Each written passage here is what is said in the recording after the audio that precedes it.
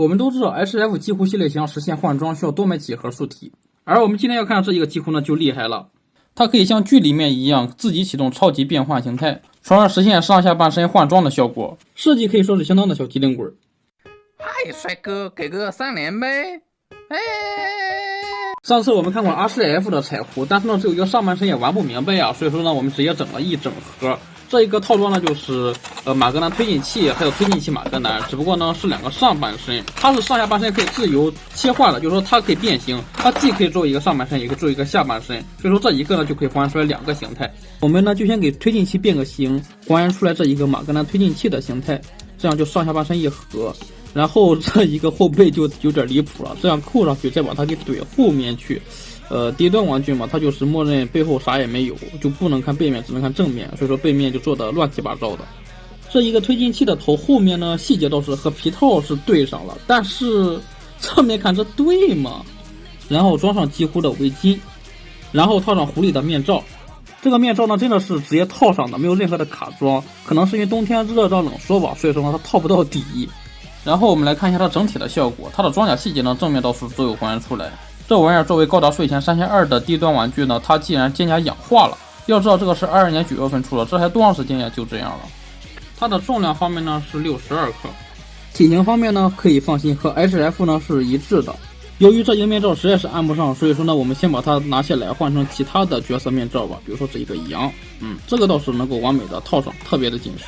而且和极狐一样都是白色的，也就没差了。可以看到呢，之所以它造型这么丑，就是因为它的这一个胸腰部以及它的一个胯部为了这一个变形而妥协的造型呢，实在是过于丑了。而且丑的最严重的胯部还有这一个胸部呢，其实是同一个零件换4。可以看到呢，它这一个就是变形完之后的这一个胸部，然后就是手部和脚部也是丑，而且手部脚部呢也是一样的，特别丑。丑的原因也是同一个零件，就是说它这个手既是脚也是手。我们可以看到呢，这就是一个洞洞手嘛，但是它底下却有这么一块，就是说它这样掰过去之后呢，就成了脚。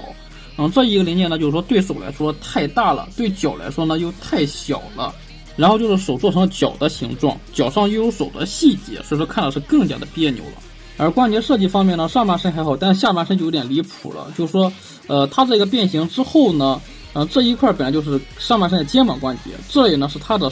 胳膊肘关节，所以说相当于一个正常的模型多了一段的小腿可动。然后就是脚踝这里，如果说变成胳膊的话，这里就没有可动了，它只是一段避让，所以说做的比较长。这样的话就是特别长的一段装，很丑。这样看的话，丑是丑了点，但可动肯定是不错的，对吧？低头幅度很大，抬头一般，转动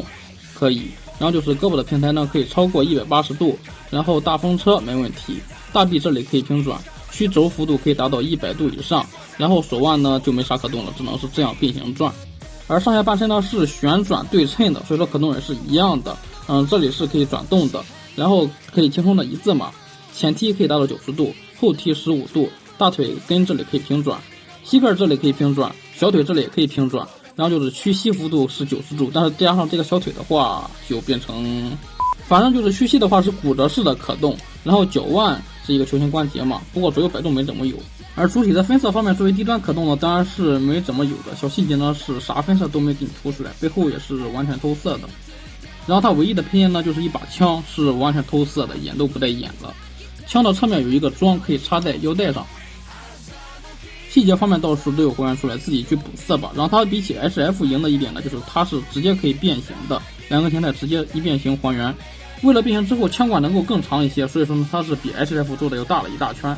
最后我们来玩一下它的核心玩法，就是启动超级变换形态。变形的说明书呢给的你是电子版的，需要扫码，但是我这个是日版的，扫不出来，毕竟要翻墙嘛，所以我在没有说明书的前提下呢，自己摸索的就变形出来了，可以说是10分甚至9分的简单。只不过可惜了，推马这么帅的造型，这个玩具还原的不太好，毕竟它整个造型呢都是为了变形而妥协的，所以说做的比 BCR 以及那个 GC 什么的那些其他系列的体位可动还要差。但奈何极狐人气太高，再加上它的形态是比 HF 出的要多了很多，所以说这玩意儿呢也并不便宜。好玩倒是真的好玩，但是丑也是真的丑。